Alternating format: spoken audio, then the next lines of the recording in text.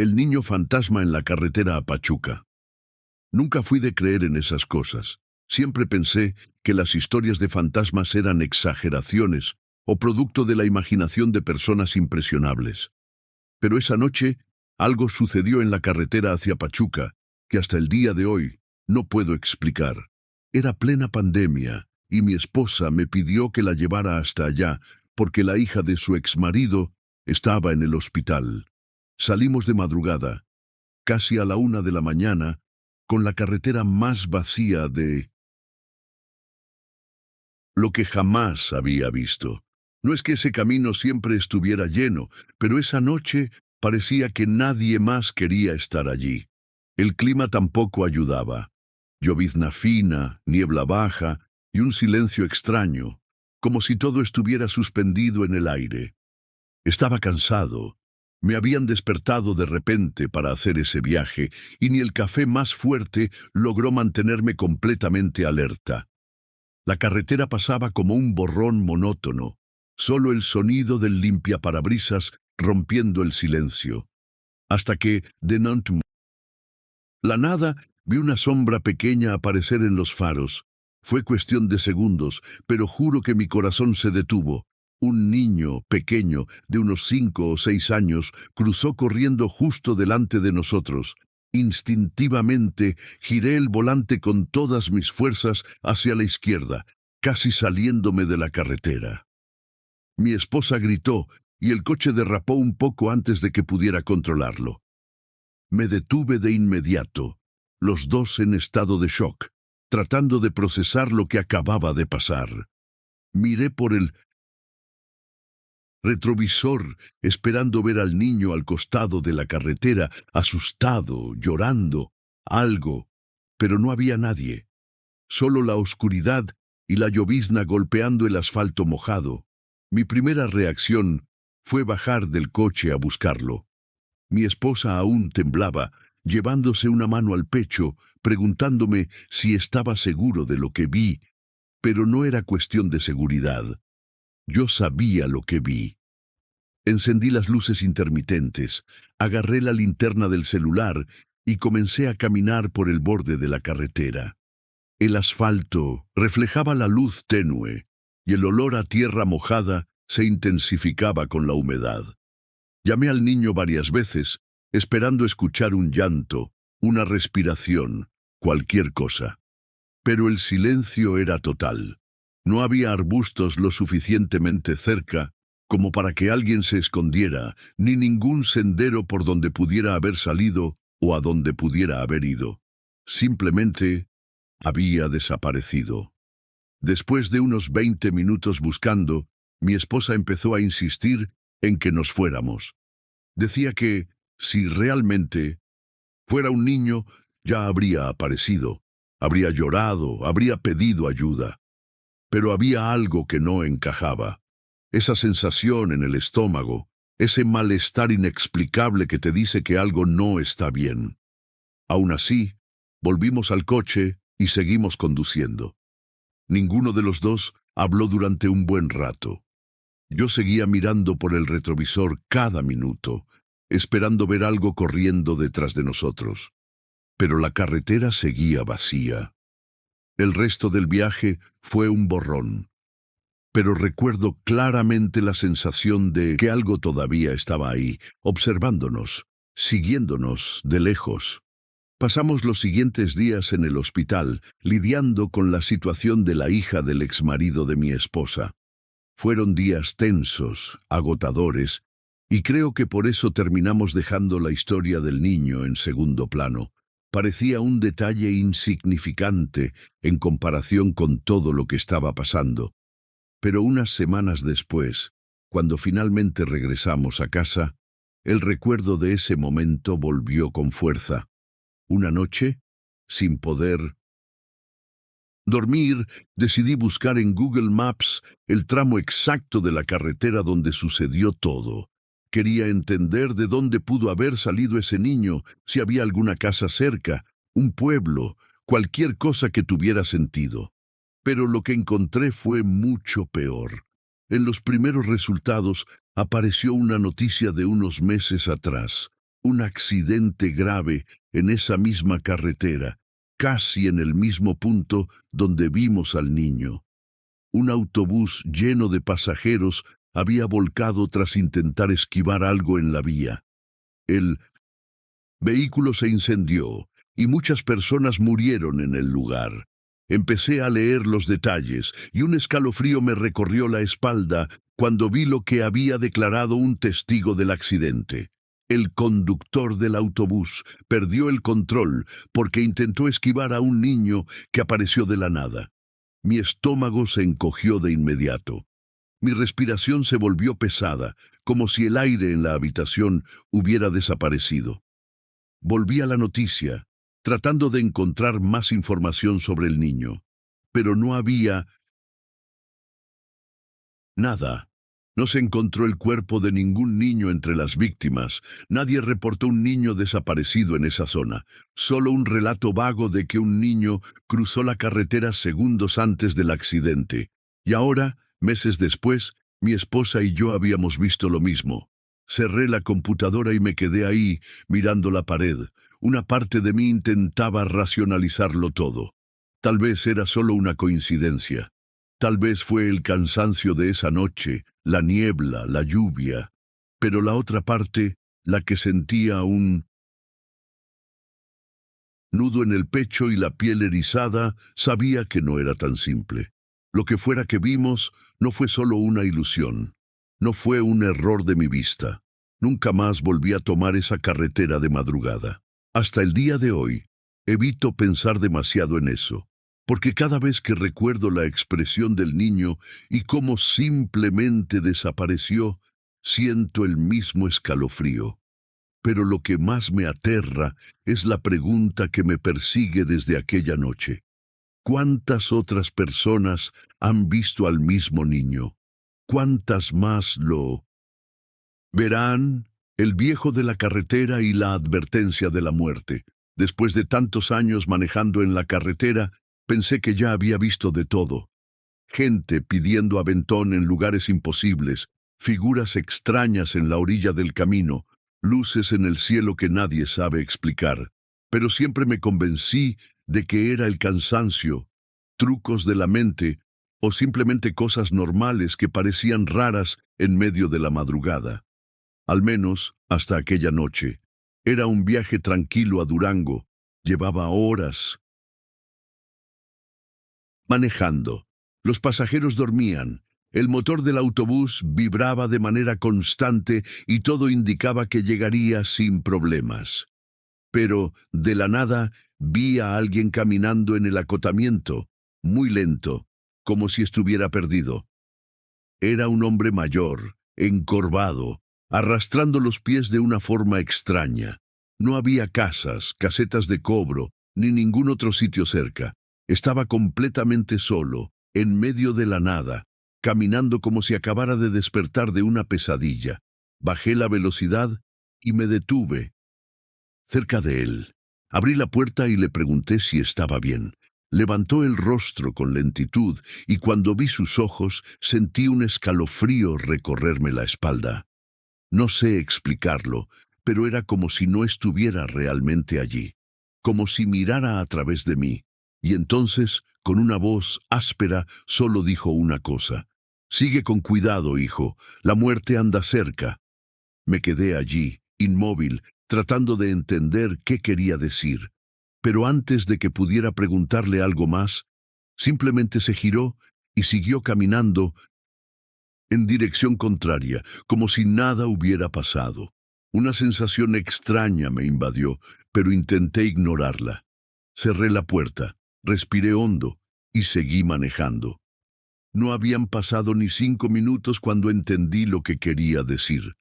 Justo frente a mí, en medio de la carretera, había un caballo detenido, temblando, con la piel cubierta de sangre. Frené con todas mis fuerzas. El autobús se sacudió. Algunos pasajeros despertaron asustados, pero yo solo podía mirar al animal. Parecía en shock, como si acabara de escapar de algo. Salí del autobús para verlo mejor y entonces lo vi a pocos metros de la carretera, una camioneta volcada en un barranco poco profundo. El vehículo estaba destrozado, aplastado como si hubiera sido arrojado contra una pared invisible. Miré al caballo otra vez y solo pude pensar cómo logró salir de ahí. O peor, ¿fue el único que salió? Llamé a la policía de caminos y esperé. Cuando llegaron, revisaron la escena y confirmaron lo que ya sospechaba. Nadie en la camioneta había sobrevivido. Regresé al autobús con un nudo en el estómago. El viejo, su advertencia, él lo sabía. De alguna manera sabía lo que estaba por pasar. O tal vez ya lo había visto antes. Pero no dije nada a los pasajeros, solo seguí manejando, intentando ignorar la sensación de que algo invisible acababa de pasar muy cerca de mí. Los años pasaron, y esta historia quedó en mi mente como un recuerdo extraño, algo que no podía olvidar, pero que tampoco podía explicar, hasta que, en 2014, mi hermano Chava, que también es camionero, me contó algo que me dejó helado. Estaba en un viaje hacia Mazatlán, sentado en el asiento del copiloto, charlando con el chofer, cuando vieron a un hombre caminando en el acotamiento. Me lo describió con detalle. Era el mismo hombre que yo vi, viejo, encorvado, con la mirada perdida. Y cuando pararon para preguntarle si necesitaba ayuda, dijo lo mismo. La muerte anda cerca. Mi hermano intentó convencerlo de subir al camión, pero el viejo se negó. Segundos después, simplemente se dejó caer hacia atrás, como si sus piernas ya no pudieran sostenerlo. Cuando Chava bajó para ayudarlo, sintió un escalofrío en todo el cuerpo. El viejo estaba frío, como si ya estuviera muerto, pero se reincorporó, lo miró y dijo, «Voy ahí, tras Lumita». Mi hermano subió al camión sin hacer preguntas. Pocos minutos después, al tomar una curva, él y el chofer vieron un accidente terrible. Un tráiler detenido, y detrás de él, un coche hecho pedazos contra la caja del remolque, sin sobrevivientes. Fue solo cuando me contó esta historia que comprendí que ese viejo no era un simple vagabundo. Era un aviso, un presagio, algo que aparece para advertir a quienes están por cruzarse con la muerte. Pero advertencia o no, una cosa sé con certeza. Si algún día vuelvo a ver a ese hombre en la carretera, no voy a detenerme. La mujer de la caseta y el niño en la carretera. Mi papá siempre ha trabajado en la carretera. Camionero desde joven, ha recorrido todo el país. Crecí escuchando historias de la ruta, pero nunca les di demasiada importancia. Pensaba que eran exageraciones, cosas que los choferes contaban para asustar a los nuevos. Pero después de aquella noche, nunca más dudé de nada. Tenía 14 años cuando mi papá me llevó en un viaje de mudanza hacia Guanajuato. Era un trabajo sencillo. Cargar, manejar toda la noche y regresar a casa antes del amanecer. La ida fue tranquila, descargamos sin problemas y ya era tarde cuando tomamos la carretera de 1900. Vuelta. Yo estaba emocionado pensando que sería divertido viajar de madrugada, ver la carretera vacía, sentir esa libertad. No tenía idea de lo que estaba a punto de pasar. En algún punto del camino, paramos en una caseta de peaje completamente vacía. Mi papá dijo que iba al baño y, antes de bajar, me miró serio y me advirtió, «No abras la puerta por nada. Aunque me veas afuera, aunque me llame, no abras». Me pareció raro, pero asentí. Se fue corriendo y yo me quedé en el camión, solo con el piscin sonido del motor y el reloj del tablero marcando las 3 de la madrugada. Entonces la vi. Una mujer caminaba por el costado de la carretera. Usaba un suéter negro demasiado grande y una falda larga que arrastraba en el suelo. Pero lo que me heló la sangre fue su forma de moverse. No levantaba los pies, solo los arrastraba como si estuvieran pegados al pavimento. Giró la cabeza de una forma extraña al verme y sonrió. Pero no era una sonrisa normal.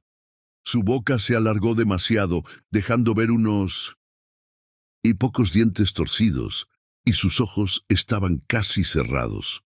Se acercó a la puerta del camión y, sin hacer ruido, movió los labios. «Ábreme». Mi cuerpo se paralizó. Mi mente gritaba que no mirara, que la ignorara, pero no podía apartar la vista. Se acercó más, tocó la manija de la puerta del conductor y entonces desapareció. Cuando mi papá regresó, revisó alrededor del camión antes de subirse. No le dije nada.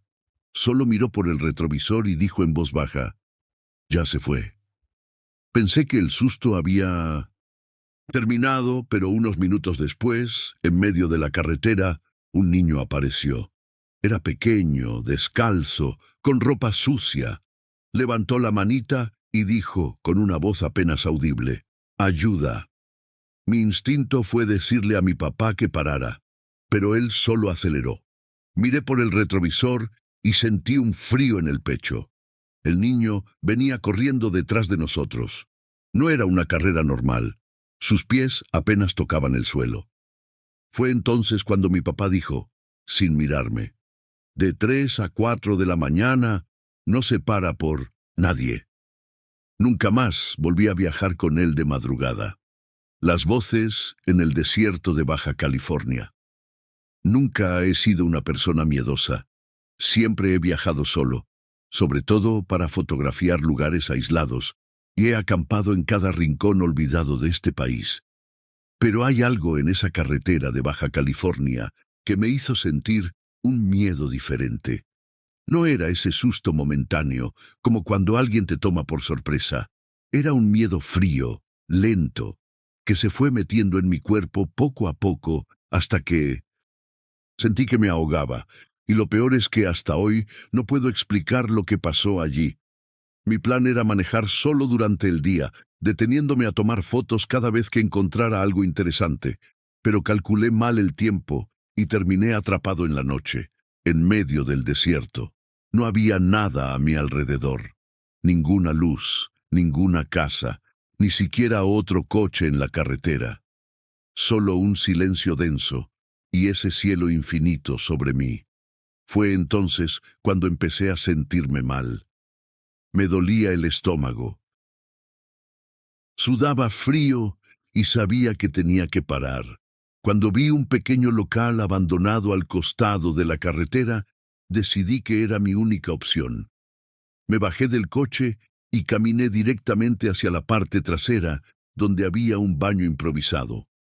Estaba sucio, lleno de polvo y telarañas, pero al menos tenía una puerta que me daba algo de privacidad. Mientras estaba allí dentro, comencé a escuchar pasos afuera. Al principio pensé que era el viento moviendo la arena, pero entonces lo escuché claramente. 2 personas caminaban alrededor del local abandonado, y lo que dijeron me dejó helado. Entró. «Vamos a esperarlo aquí». Mi corazón empezó a latir con fuerza. ¿A quién estaban esperando? ¿A mí? Intenté convencerme de que eran viajeros como yo, tal vez los dueños del lugar, pero entonces la segunda voz repitió la frase, como si estuvieran respondiéndose el uno al otro: «Vamos a escondernos y esperarlo aquí». Me quedé completamente quieto, aguantando la respiración. Intenté hablarles, decirles que solo estaba usando el baño y que ya me iba, pero nadie respondió, solo silencio. Y de repente escuché pasos acercándose lentamente a la puerta. Alguien estaba justo del otro lado. Fue en ese momento que decidí salir de golpe. Empujé la puerta con todas mis fuerzas y corrí hacia el coche sin mirar atrás. Las manos me temblaban mientras intentaba meter la llave en la cerradura. Cuando finalmente logré encender el motor, miré por el retrovisor. Nada. No había nadie allí. Eso no tenía sentido. Estaba completamente seguro de que escuché las voces, escuché los pasos, pero al mirar el suelo cubierto de arena, no había ni una sola huella. solo las mías. Respiré hondo y en contra de todo instinto retrocedí unos metros con el coche para inspeccionar. La tienda seguía abandonada, vacía, como si nadie hubiera estado allí en años. Me bajé una vez más, alumbrando el suelo con las luces del coche. Caminé alrededor del edificio, buscando cualquier rastro de que alguien había estado allí. No había nada, ninguna marca, ningún rastro de pasos. Era como si aquellas voces hubieran salido del mismo desierto. O peor, como si nunca hubieran existido. No me quedé allí para averiguarlo. Me subí al coche y seguí manejando, acelerando más de lo que debería. Pasé el resto de la noche tratando de encontrar una explicación lógica para lo que pasó. Pero hasta hoy, cada vez que recuerdo aquellas palabras, siento el mismo escalofrío recorrerme la espalda. Porque no importa cuánto lo intente negar, alguien estaba allí conmigo esa noche, aunque nunca logré ver quién.